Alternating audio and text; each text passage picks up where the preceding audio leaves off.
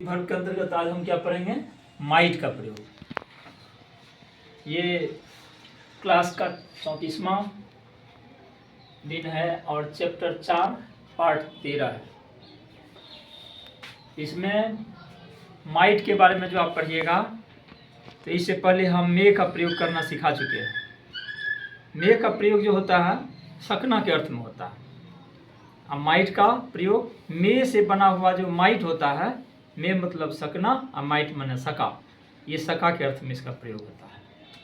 अब इससे पहले हम पिछले चैप्टर में जो पढ़ाए हैं उसका थोड़ा जिक्र कर देते हैं तो स्पष्ट हो जाएगा कि सकना और सका शब्द का प्रयोग हम पहले भी कर चुके हैं जब हम कैन का प्रयोग कर रहे थे, कैन के बारे में पढ़ा रहे थे। कैन का मतलब भी होता है सकना और कैन से पास्ट टेंस में कूड होता है, उसका मतलब भी होता है सका। तो कैन का जो प्रयोग होता है सामर्थ्य, क्षमता, योग्यता दिखाने के लिए कैन का प्रयोग किया जाता है। मतलब कि समर्थता व्यक्त करने के लिए, क्षमता व्यक्त करने के लिए कैन का प्रयोग प्रेजेंट में और इसी अर्थ में कुड का प्रयोग पास्ट में होता है, क्षमता दिखाने के लिए। जबकि मे का प्रयोग जिसका मतलब सकना होता है वो समर्थता व्यक्त करने के लिए होता है, अनुमति या क्या कहते हैं अनुमति मांगने या अनुमति देने या लेने के अर्थ में होता है मे का प्रयोग। जहां आप अपने आप में सक्षम नहीं है बिना अनुमति का कोई काम करने के लिए, इस अर्थ में मे का प्रयोग होता है। इसी अर्थ में पास्ट टाइम में, पास्ट टेंस में मे का माइट हो जाता है, जिसका यही अर्थ व्यक्त करना होता है और भी अनिश्चित संभावना आदि कुछ व्यक्त करने के लिए होता है जो इसके चैप्टर में आप पढ़ेंगे। इसलिए मन में जो डाउट होता होगा कि कैन में तो हम पढ़ चुके हैं सका और सकना, तो इसमें मे का प्रयोग भी कहाँ से आ गया एक ही अर्थ में, तो आपको ये समझ लेना चाहिए कि कैन से सामर्थ्य या क्षमता या योग्यता का बोध होता है। जैसे I can teach you, I can run fast, I can kill the tiger, ये कैन का प्रयोग हुआ। और उसके बाद मे का प्रयोग जो करेंगे तो can may come in sir, हम में सामर्थ्य है लेकिन बिना अनुमति का हम अंदर नहीं जा सकते, यहाँ असमर्थता व्यक्त करना हो। ऐसे अनुमति, आग्रह या प्रार्थना व्यक्त करने के लिए, असमर्थता प्रकट करने के लिए मे का और पास्ट में माइट का प्रयोग होता है, जबकि यहाँ पर हम कैन का प्रयोग नहीं कर सकते हैं जिसे सामर्थ्य का बोध होता है। ठीक है, तो आप इस डाउट को आप समझ गए होंगे। आगे हम इस चैप्टर में पढ़ाने जा रहे हैं। माइट एक ऑक्सिलरी वर्ब है, यह सभी सब्जेक्ट के साथ प्रयुक्त होता है। माइट क्या है? एक ऑक्सिलरी वर्ब है और इसका प्रयोग सभी सब्जेक्ट के साथ समान रूप से होता है।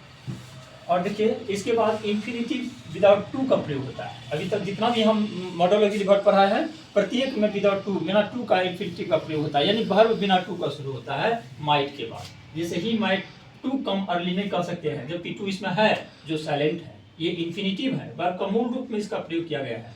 इसलिए कहना होगा ही माइट कम अर्ली, उसे सवेरे, वह सवेरे आ सका, वह पहले ही आ सका, सवेरे ही आ सका।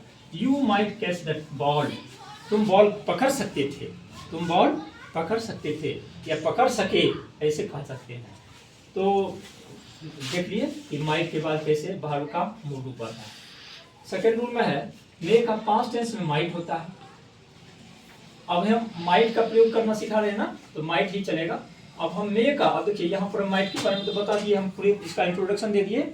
अब मे का प्रयोग, मे जो होता है, यहाँ हम चूंकि माइट को पढ़ा रहे हैं तो मे कहाँ से आ गया, तो मे का ही पास्ट टेंस में माइट होता है और इसका प्रयोग इनडायरेक्ट में रिपोर्टेड स्पीच के मे के स्थान पर होता है। अगर रिपोर्टिंग वर्ब पास्ट टेंस में है नरेशन में, यहाँ पर मे दिया हुआ है रिपोर्टेड स्पीच में, तो इसका इनडायरेक्ट नरेशन जब चेंज करेंगे इनडायरेक्ट में तो इसमें मे के स्थान पर माइट का प्रयोग हो जाता है। यही कहता है, जैसे राम से to me he may come today, Ram told me that he might come today, come today की जगह टुडे की जगह दैट दे दिया जाता है। तो देखिए ना, मे की जगह माइट का प्रयोग पास्ट टेंस होने पर किया जाता है। माइट के द्वारा नेगेटिव सेंटेंस भी बनता है, जैसे ही माइट स्लीप आउट, वह बाहर सो सकता है। They might not get into the bus, वह बस में नहीं चढ़ सकता है। तो यहाँ माइट का प्रयोग नेगेटिव बनाने के लिए होता है। इंट्रोगेटिव में माइट का प्रयोग सब्जेक्ट के पहले होता है। जब हम इंट्रोगेटिव सेंटेंस में प्रयोग करते हैं माइट का, तो वह सब्जेक्ट के पहले इसका प्रयोग है। जैसे माइट ही लर्न इंग्लिश, क्या वह अंग्रेजी सीख सका। Might you take a bath, क्या तुम स्नान कर सका, क्या तुम स्नान कर सके। तो यहाँ देखिए इंट्रोगेटिव बनाने में माइट का प्रयोग। माइट के प्रयोग से अनुमति मांगने का बोध होता है। माइट के प्रयोग से अनुमति मांगने की, might I take your bicycle, आप साइकिल लेने की अनुमति मांग रहे हैं, वो कहेगा तो लेंगे तो नहीं। तो यहाँ इस अर्थ में माइट का प्रयोग अनुमति, परमिशन लेने के लिए होता है या कोई चीज मांगने के लिए होता है। Might I take your bicycle, might be sit here, क्या मैं यहाँ बैठ सकता हूँ। अब देखिए यहाँ माइट का प्रयोग पास्ट रूप में है, लेकिन इसका प्रयोग होगा यहाँ प्रेजेंट टेंस में होगा। किस टेंस में होगा? प्रेजेंट टेंस में। इसका अर्थ होगा चूंकि वर्तमान में आप अनुमति ले रहे हैं, मांग रहे हैं, या कोई वस्तु किसी से मांग रहे हैं, तो वहां पर आप वर्तमान स्थिति की बात करते हैं। लेकिन वर्ड जो होगा माइट में, यहाँ इस तरह से मे की जगह यहाँ मे का भी प्रयोग कर सकते हैं। मे करेंगे तो कम पोलाइट होगा, कम विनम्रता प्रकट होगी। अगर जबकि कैन के तुलना में मे का बहुत विनम्रता प्रकट होती है। और ध्यान रखिए कि मे की जगह हम माइट का प्रयोग कर देते हैं तो ये ज्यादा विनम्रता प्रकट करने के लिए होता है, इससे ज्यादा विनम्रता व्यक्त होती है और प्रिय लगता है, सुनने वाले को लगता है कि ये हमको अच्छी तरह से ज्यादा आदर के साथ हमको कह रहे हैं। तो इसीलिए मे से ज्यादा प्रबल माइट होता है, मे से ज्यादा सुटेबल माइट होता है ये अनुमति मांगने या कोई वस्तु आग्रह पूर्वक मांगने के लिए। तो might I take your bicycle, might be sit here, यहाँ यही अर्थ है माइट का प्रयोग। माइट से पॉसिबिलिटी का बोध होता है, किसी काम के होने या करने की संभावना व्यक्त करने के लिए माइट का प्रयोग होता है, पॉसिबिलिटी। जैसे इट माइट रेन, वर्षा हो सकती है। द ट्रेन माइट कम, गाड़ी आ सकती है। अब देखिए द ट्रेन माइट कम है, यहाँ 30% संभावना, अगर देखिए वर्षा होने की बहुत कम संभावना है, वर्षा होने की या किसी काम के होने की कम संभावना है, बहुत कम संभावना अगर व्यक्त करना हो, बहुत नहीं के बराबर संभावना है, तो वहाँ माइट का प्रयोग करेंगे। माइट के प्रयोग से किसी काम के होने की संभावना 30% होगी मान लीजिए। और जब मे का प्रयोग इस जगह करेंगे, जैसे द ट्रेन मे कम, तो यहाँ मे के प्रयोग से उस कार्य के होने की संभावना 50% हो जाएगी, 50% हो जाएगी। तो जो मे और माइट की संभावना, चूंकि मे का भी प्रयोग संभावना व्यक्त करने के लिए होता है और माइट का भी प्रयोग संभावना के लिए होता है, लेकिन मे से अधिक संभावना रहती है, माइट से बिल्कुल नहीं के बराबर, ये बहुत कम संभावना किसी कार्य के होने की होती है। इसी संभावना को व्यक्त किया जाता है माइट के द्वारा। माइट से समय का भी बोध होता है, जैसे the train might be late, गाड़ी लेट हो सकती है, गाड़ी देर हो सकती है। दे माइट बी रेडी, वे तैयार हो सकते हैं। हम अनुमान लगाते हैं कि वो तैयार होंगे, तो उस अर्थ में हम कहेंगे कि वे तैयार हो सकते हैं, अभी तक तैयार हो गए होंगे, इस सेंस में। Raju might be absent, Raju अनुपस्थित हो सकता है, आज क्या पता वो नहीं भी आया होगा, राजू अनुपस्थित हो सकता है, इस अर्थ में इसका प्रयोग करना। आगे है माइट प्लस है प्लस बी3, जिसको पास्ट पार्टिसिपल कहते हैं। माइट प्लस है प्लस बी3 के प्रयोग से अनिश्चित संभावना प्रकट होती है। अनिश्चित संभावना जिसे पास्ट टेंस में पूरा किया गया अथवा नहीं, अनिश्चित है। पास्ट टाइम में यानी पास्ट टेंस में बीते समय में कोई कार्य किया गया, लेकिन वह अनिश्चित है कि किया गया कि नहीं, इसकी निश्चितता नहीं है, तो उस बात को व्यक्त करने के लिए माइट प्लस है प्लस बी3 के स्ट्रक्चर के द्वारा हम सेंटेंस बनाते हैं। इसका एग्जाम्पल से पता चलेगा, जैसे ही might have missed the train. अब हमको डाउट है कि समय तो बीत चुका है, आदमी जो गया ट्रेन पकड़ के या ट्रेन पकड़ने, तो पता नहीं उसको गाड़ी मिली या नहीं मिली या गाड़ी छूट गई। तो यहाँ पर हम अनिश्चितता व्यक्त करते हुए इसे बोलते हैं, जैसे ही might have missed the train, you might have learn English, तुमने अंग्रेजी सीखा होगा। क्या कहता, तुमने अंग्रेजी सीखा होगा या सीख सका होगा, इस अर्थ में। Ramesh might have broken the glass, अब मान लीजिए कोई शीशा टूटा हुआ है और कोई नहीं एक्सेप्ट कर रहा है कि किसने तोड़ा, तो हम अनुमान लगाते हैं कि रमेश शीशा तोड़ा होगा, तो यहाँ पर तोड़ सकता है, यहाँ उनको तोड़ने वाला कोई नहीं है, तो इस अर्थ में हम कहेंगे Ramesh might have broken the glass, यहाँ ऐसे कार्य के लिए व्यक्त होता है। माइट का प्रयोग एडवर्ब ऑफ सीक्वेंस यानी कि एडवर्ब ऑफ पर्पस के लिए होता है। एडवर्ब ऑफ पर्पस लिख दीजिए।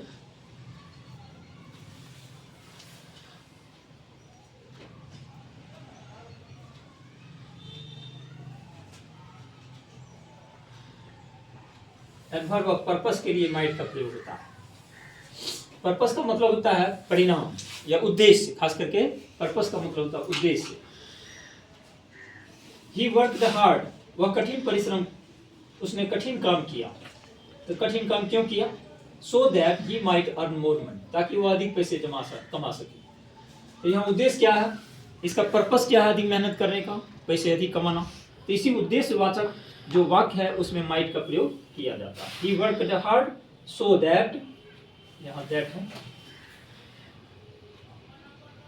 he worked hard so that he might earn more money. Shyam soon went to the doctor. Shyam जल्दी ही डॉक्टर के पास चला गया। So that the patient might be saved, ताकि रोगी को बचाया जा सके। Ramu soon went to the doctor so that the patient might be saved, ताकि रोगी को बचाया जा सके। तो यहाँ देखिए डॉक्टर के पास जल्दी जाने का लक्ष्य क्या था, उद्देश्य क्या था? रोगी को बचा सकना। तो इसी उद्देश्य को पूरा करने के लिए सेंटेंस में माइट का प्रयोग किया जाता है। इंफिनिटिव के प्रयोग से सुझाव या रिक्वेस्ट का बोध होता है।